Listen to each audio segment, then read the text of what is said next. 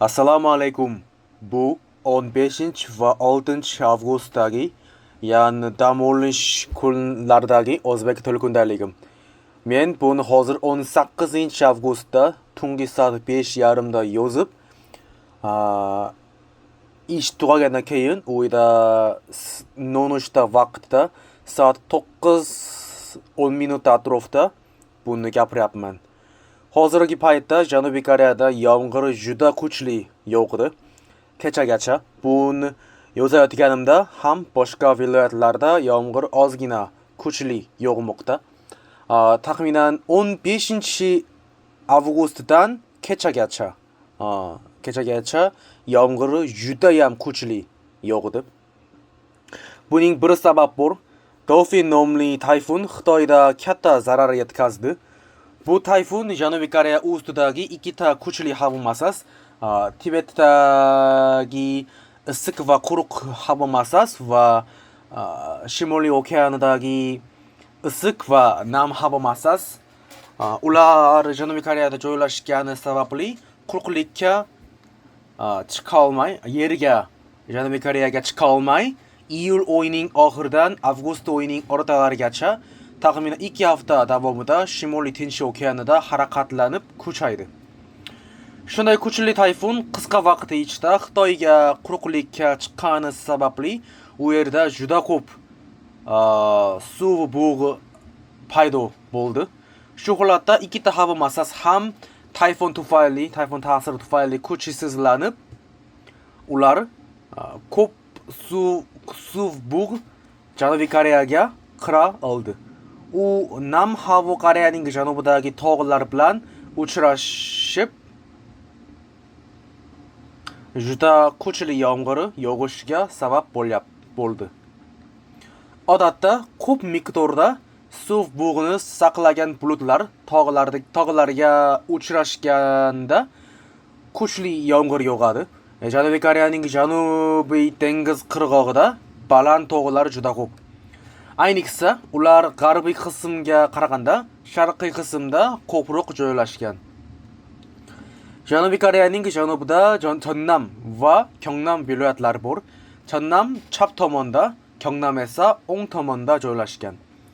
Gyeongnamda va Cheonnamning o'ng tomonida baland va katta tog'lar juda ko'p.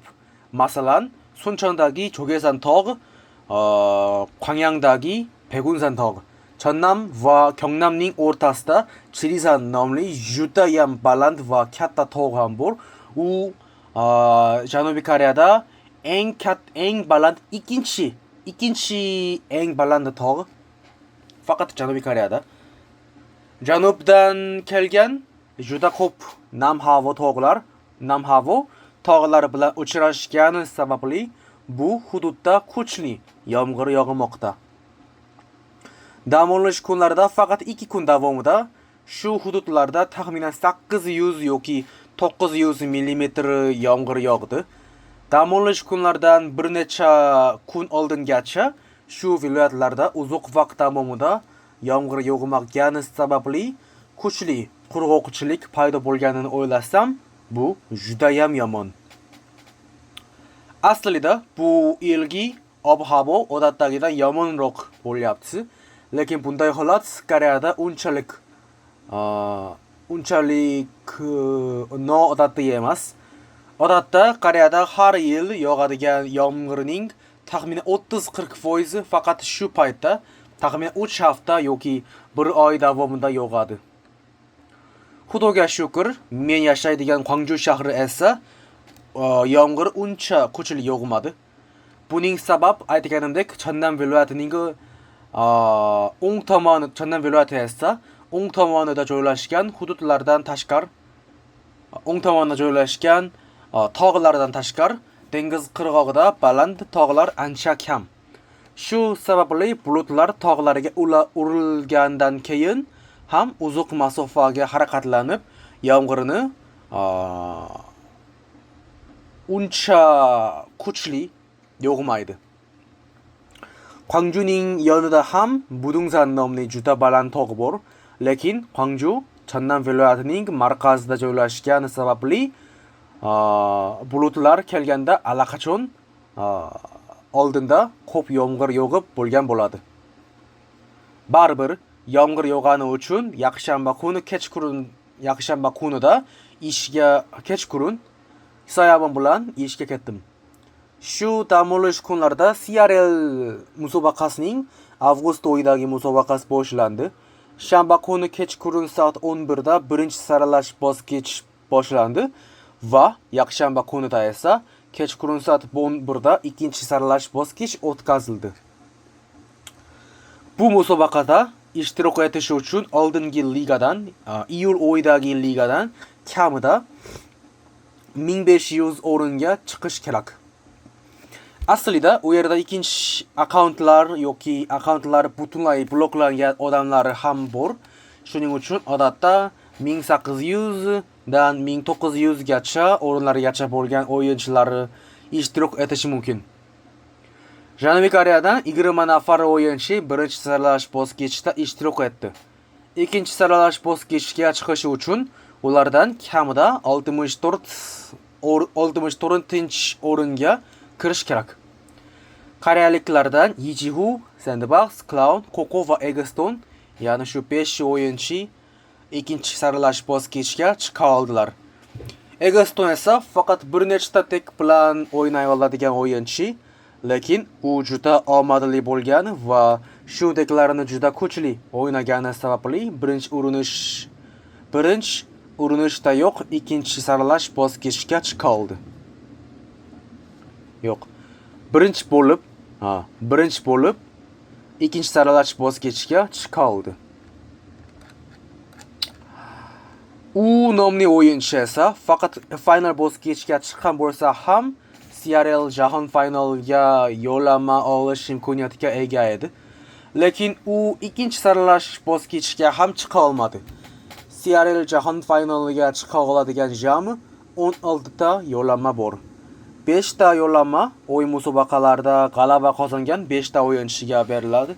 Barcha o'yin musobaqalarida o'ynab, CRL ochkolarini eng ko'p to'plagan 8 ta o'yinchi ham yo'llanma oladi. Faqat xitoylik o'yinchilar ishtirok eta oladigan musobaqadan kelgan 2 ta o'yinchi ham yo'llanma oladi. Qolgan bitta yo'llanma esa LCQ musobaqasida g'alaba qozongan o'yinchiga beriladi. LCQ esa CRL ochkolari orqali yo'llanma olgan 8 ta o'yinchidan keyingi ko'proq ochko to'plagan 16 ta o'yinchi o'rtasida o'tkaziladi. Xudoga shukr, u esa eng yomon holatda ham 16-o'rinni egallab, LCQ musobaqasida o'ynay oladi. Men birinchi saralash bosqichini kompyuter kafesida tomosha qildim. Buni ko'rayotganimda soat 11 da nonushta uchun achchiq kalampirli tunetsli qovurgan guruchni yedim. Undan keyin musobaqani tomosha qilganimda charchamaslik uchun 2 ta energetik ichimlikni ham sotib oldim. Birinchi saralash bosqich juda uzoq davom etgani sababli energetik ichimliklar bo'lmasa, uni yaxshi tomosha qila olmayman. Aslida hozirgi paytda bu bosqich maxsus ilova orqali o'tkazilayotgani sababli avvalgidan ertaroq boshlanadi va odatda taxminan 6 soat davom etadi. Lekin allaqachon bu ilova yo'q bo'lgan paytda esa bu birinchi saralash bosqichi tugashi uchun taxminan 10 soat davom etdi. Men buni ayniqsa birinchi saralash bosqichini imkoniyatim bo'lsa, kompyuter kafesida tomosha qilishimning bir nechta sabab bor. Men odatda imkoniyatim bo'lsa, kompyuterda kafesida tomosha qilaman. U yerda bir nechta sabab bor. Birinchisi, u yerdagi kompyuter menikidan juda yaxshiroq bo'ladi. Meniki esa notebook bo'lgani sababli bir nechta o'yinni ochgan bo'lsam ham tezda paparlash boshlanadi. Birinchi saralash bosqichida esa bir vaqtning o'zida ko'p o'yinchini tomosha qilishim kerak. Ikkinchisi, bu juda uzoq vaqt davomida o'tkazilgani sababli uyda qo'rsam, o'zim bilmagan holda uxlab qolishim mumkin. Uchinchisi, kompyuter kafesidagi taomlar juda mazali. Aslida men kompyuterda o'yin o'ynamaganim sababli faqat musobaqani tomosha qilish uchun kompyuter kafesiga borishim mumkin. Shanba kuni musobaqani to'liq tomosha qilgandan keyin soat 6larda uyga qaytdim. Qaytgandan keyin 1 soat davomida xalqaro savdo mutaxassislik imtihoniga tayyorlanib, keyin juda uzoq uxlab qoldim. Men bugun taxminan 9 soat davomida uxladim. Budilnikni qo'ymaganim sababli shunday uzoq uxladim. Men uyg'ongandan keyin o'zbek tilini o'rganmoqchi edim, lekin afsuski kecha, ya'ni shanba kuni hech narsa o'rganmaganim sababli bunga uncha yaxshi diqqatni jamlay olmadim. Natijada o'zbek tili kundalligimni hammasini yozmay, yana dam olishga majbur bo'ldim. Men buni notebook orqali yozganim sababli hozir ishlayotganimda bugun yana telefonim orqali yozdim. Undan keyin soat 8da ishlash uchun soyabon bilan uydan chiqdim. Ikkinchi saralash bosqichini esa 17-avgustdagi o'zbek tili kundalligimda yozmoqchiman. Rejamga ko'ra, men hozir ish tugagandan keyin uyga avtobus orqali ertaroq qaytib, bu haqida yozmoqchiman. O'tgan juma va yakshanba kunlari juda kam o'rgandim va shanba kuni esa hech narsa o'qimadim.